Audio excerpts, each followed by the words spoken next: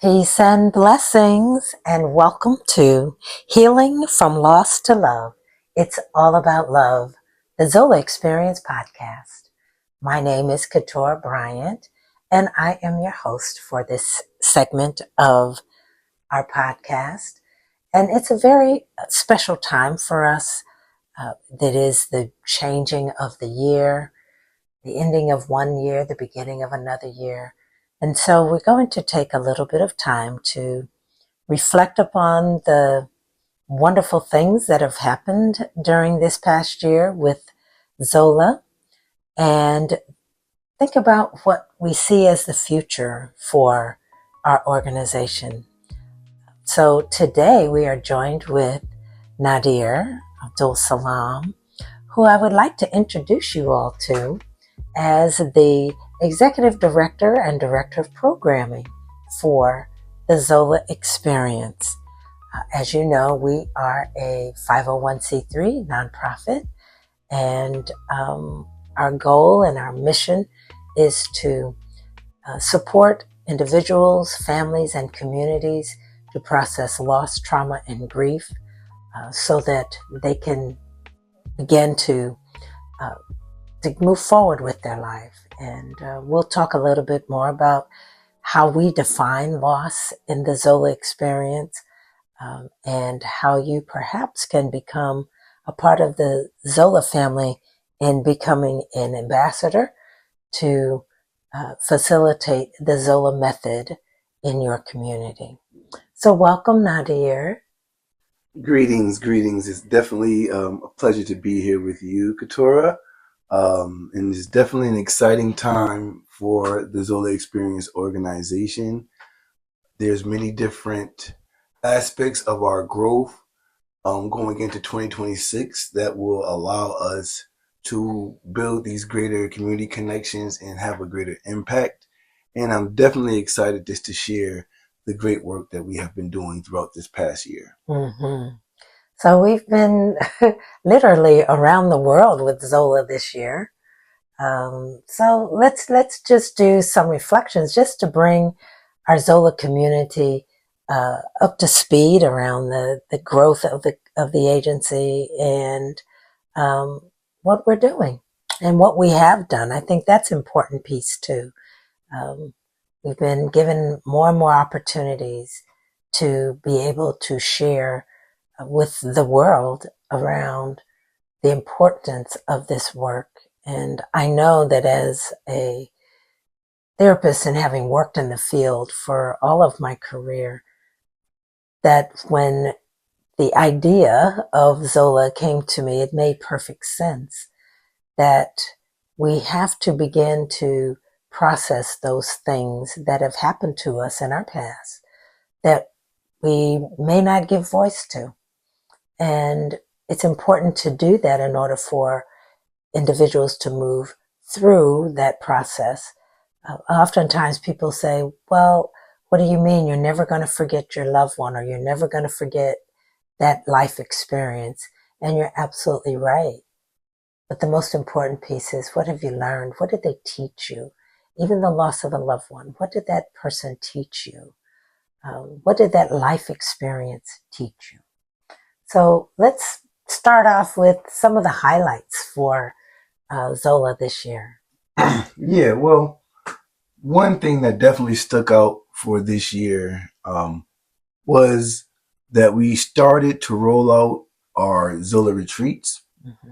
And our first ZOLA retreat of 2024 was to honor the life of Elijah Lewis, who was a ZOLA ambassador that was murdered in Seattle due to road rage.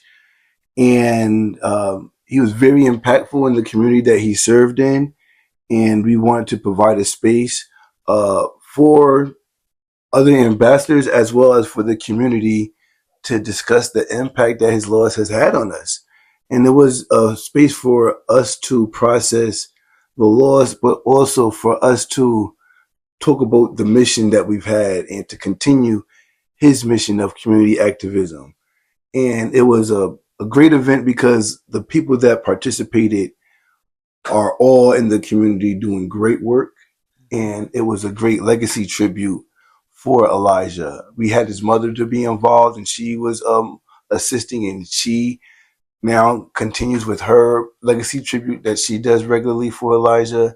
And it's just a testament to how Zola has created a foundation and has impacted the Seattle Black community. Mm-hmm. Mm-hmm. It was a really powerful experience. And it was one that really highlighted how our lost love objects impact ourselves individually as well as our community. So the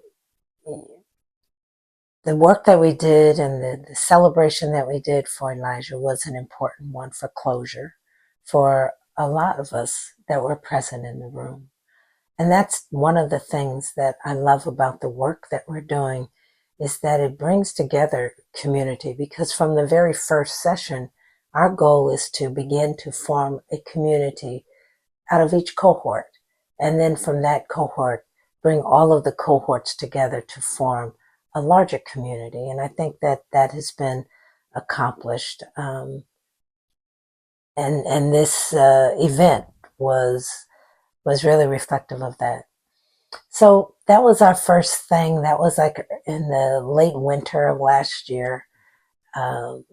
What else have we been doing that has been exciting?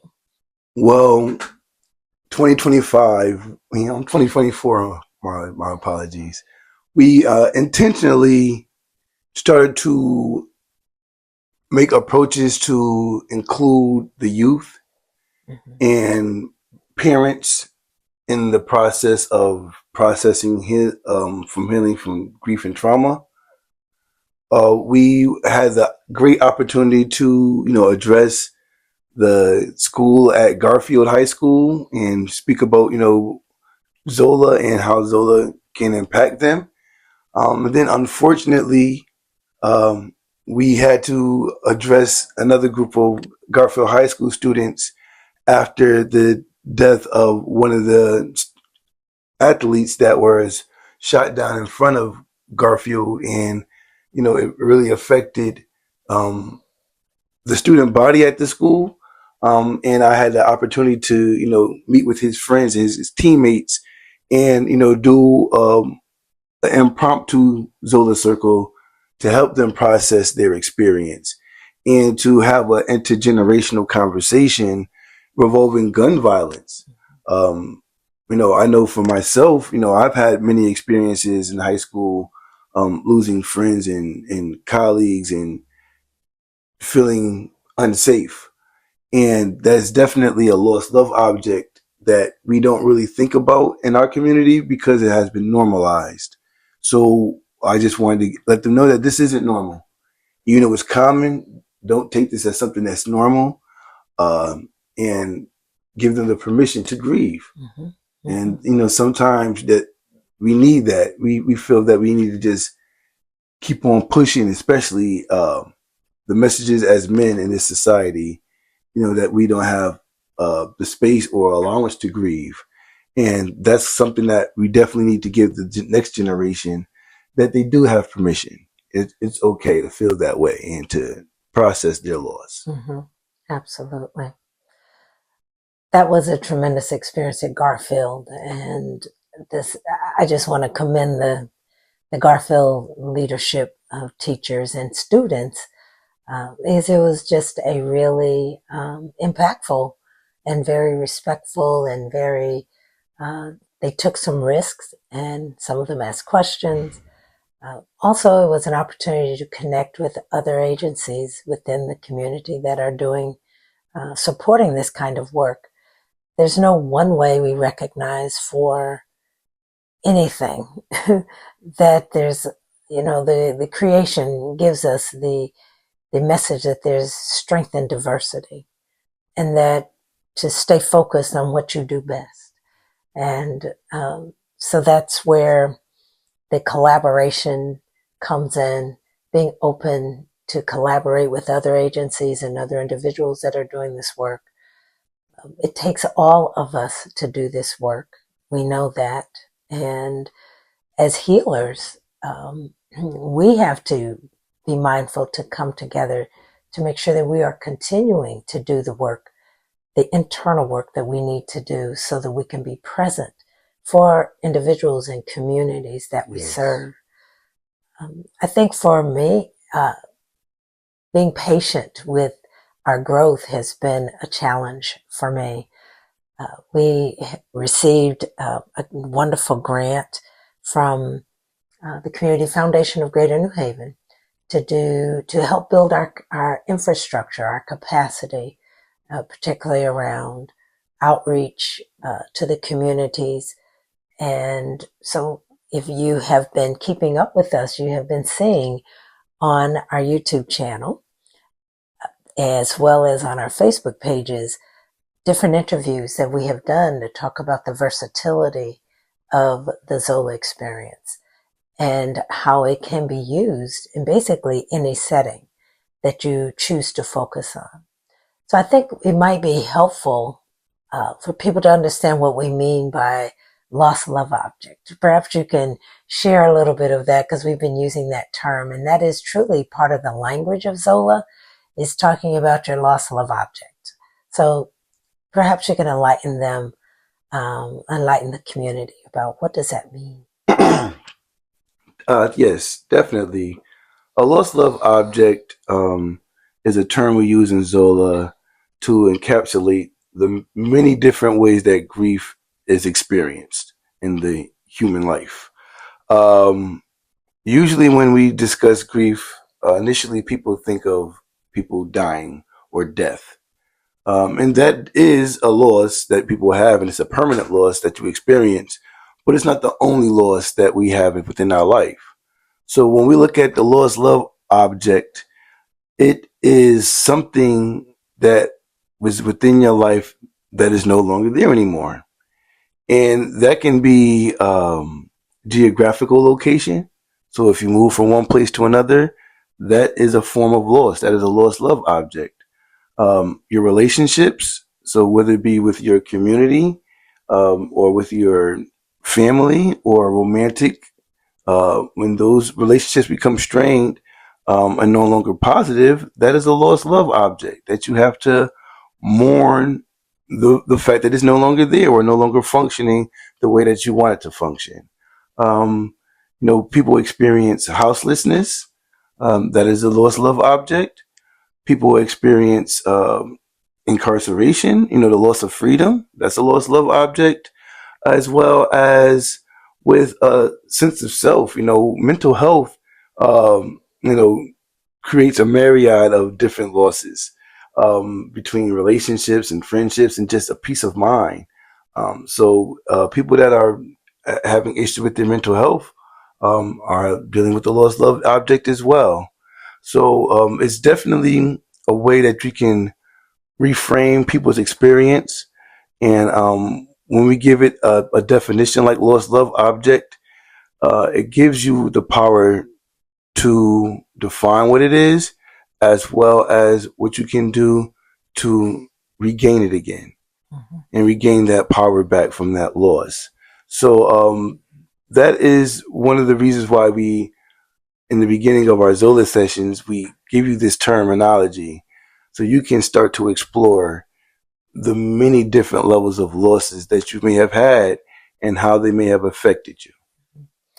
Exactly. And I think also to be mindful that those shifts, anything that shifts you in a significant way, is a change. It's a loss in that sense. And therefore it can be a loss of object, which can be something very positive, as well as something that is more challenging. For an example, those individuals that are single and now they're a couple, right?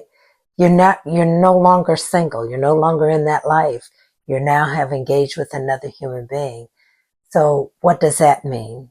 It produces a myriad of shifts and changes and things that you have to do in order to function in a relationship. So then you go from perhaps a coupleship into choosing to be parents. So you're no longer just a couple. you're now parents, and therefore you have these human beings now that you are responsible for.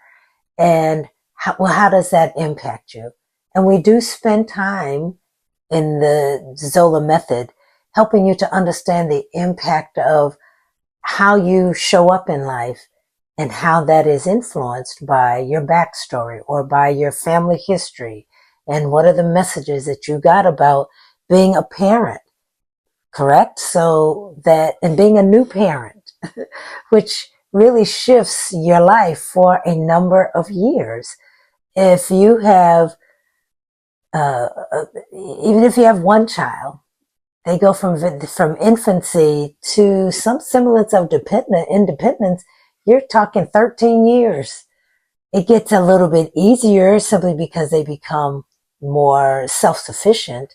However, it presents other challenges around safety, around language, around those creature comforts, making sure that they have consistency. So in talking with parents, some of them didn't anticipate the shift, didn't anticipate the change. And oftentimes that's not even a part of the communication with couples.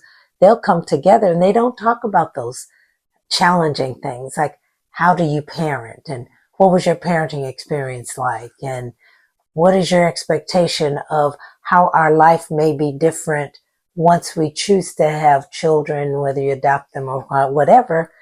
So those are the kind of things that are highlighted as part of understanding the ZOLA method and what we do. Yes, definitely. And I want to add on to that as well. What the ZOLA method also puts into consideration is your history of bereavement. So a lot of times, in traditional settings, sometimes that history is overlooked, or if the person's not culturally competent, it's not seen in a way of how it would really impact you. So within the ZOLA experience, we take in consideration your history of bereavement, and you can express how those experiences of those losses have affected, what you're going through now. And you can address those issues specifically, through the ZOLA method, and continuously going through it. It's definitely a cyclical thing, and you can go through it as many times. I personally, going through it as a participant, and then going through it numerous times as an ambassador, I get a benefit from it every time I do it.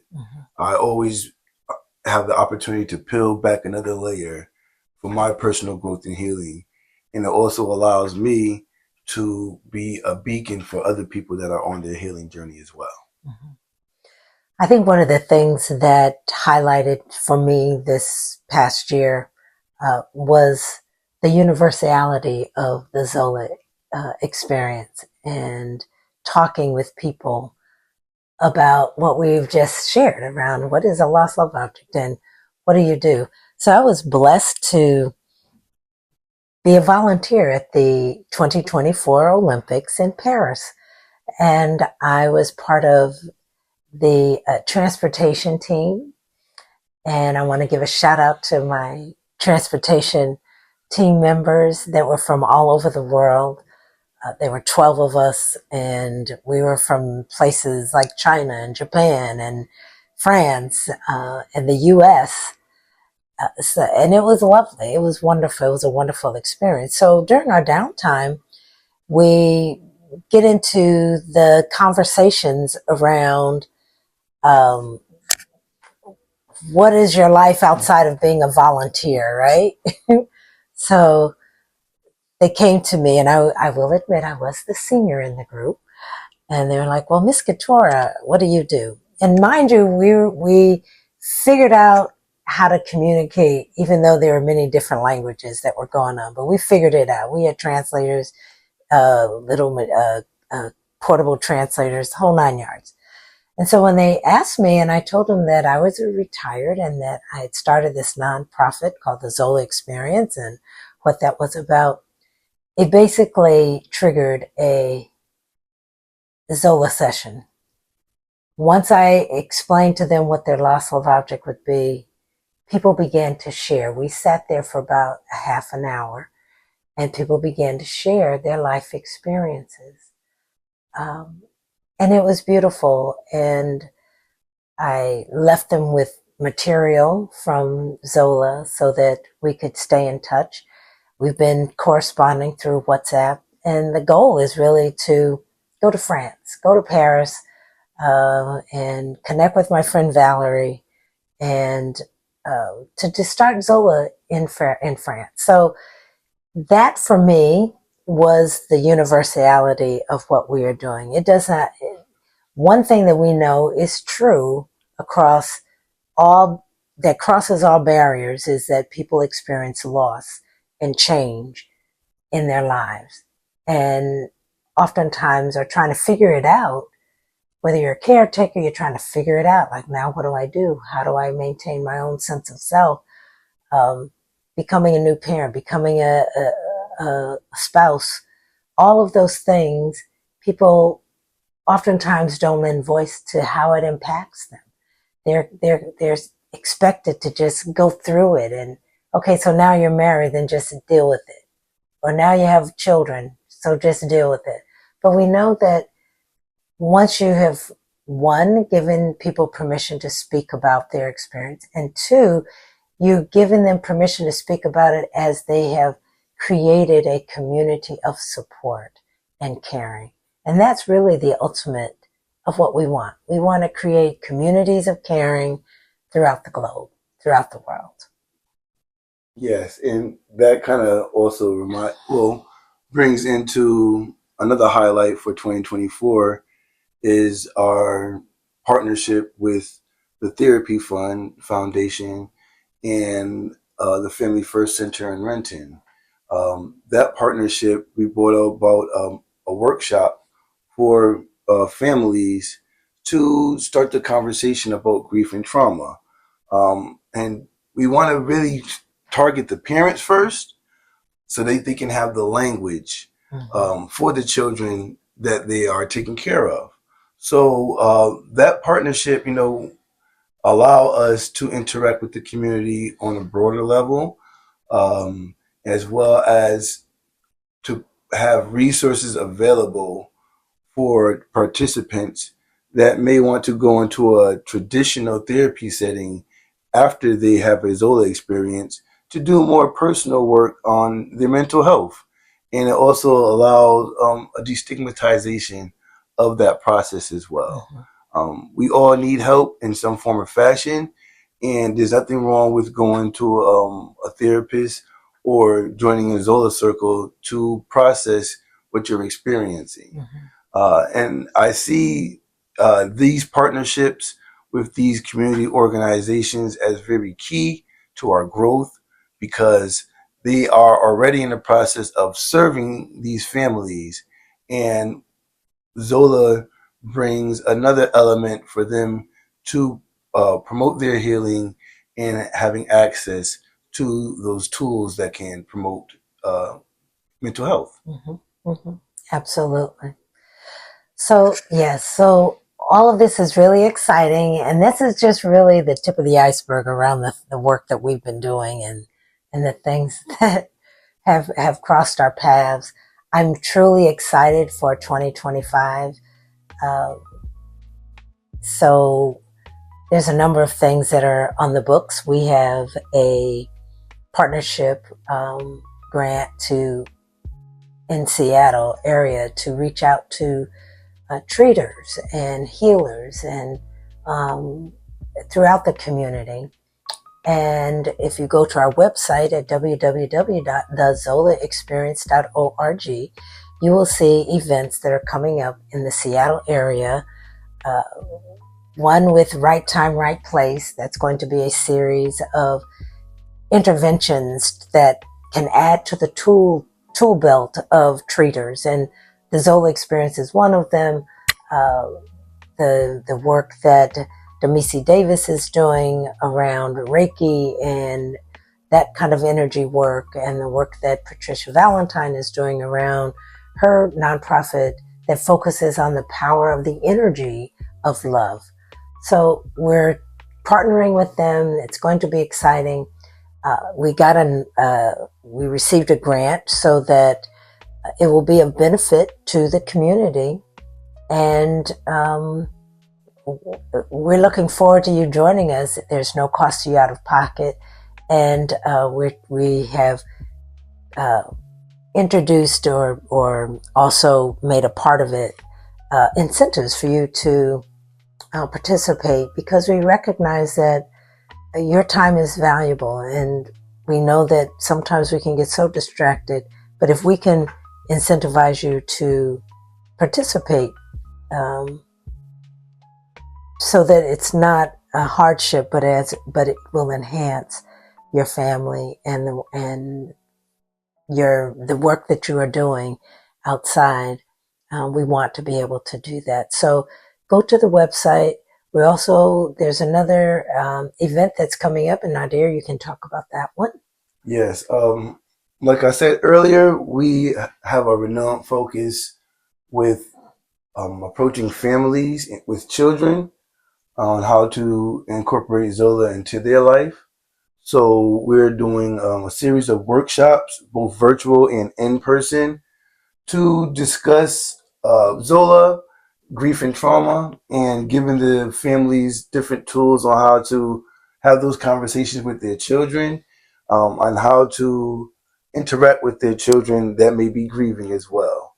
And then we also have a program for the children explicitly, where the children will do art and science and also do social emotional learning as well. And that is part of the ZOLA toolbook and toolkit that we'll be providing for the families. And we'll be having our first series in late January, early February. And then we'll be having them probably quarterly throughout the year. Mm-hmm. So go on our website at www.thezolaexperience.org. Also, please feel free to like, share, and subscribe to our YouTube channel, as well as to participate on our Facebook pages and all of our social media. Just give us a heart and give us a shout out and tell your friends. We hope that this information will be of benefit to you as well as your family. So we're going to look forward to all of the fun things and all of the exciting things that are going to happen in 2025. And we're working on an international project that we will keep you abreast of. And that's the beauty of technology, that we have been able to connect with individuals and agencies and communities in other countries outside of the U.S. Those of you that are in Connecticut and the greater New Haven area, we look forward to doing something very exciting in Connecticut as well, that we've been incorporated in a grant in New Haven. So look for that. We are so excited about that. We still have ambassadors doing work in Minnesota, now in South Carolina. So we're going to continue to talk about the versatility of what we are doing. So thank you, Nadir, for hanging out with me today. We wish everybody a safe, happy, and abundant 2025 and beyond. We know that there's a lot of stuff going on. There's a lot of changes. But we know that with the energy and the power of love, that we can overcome anything that is put in our path. And we want to thank you for joining us on our podcast, Healing from Loss to Love, because it's all about love. Thank you so much. Peace and blessings. Peace, peace. Open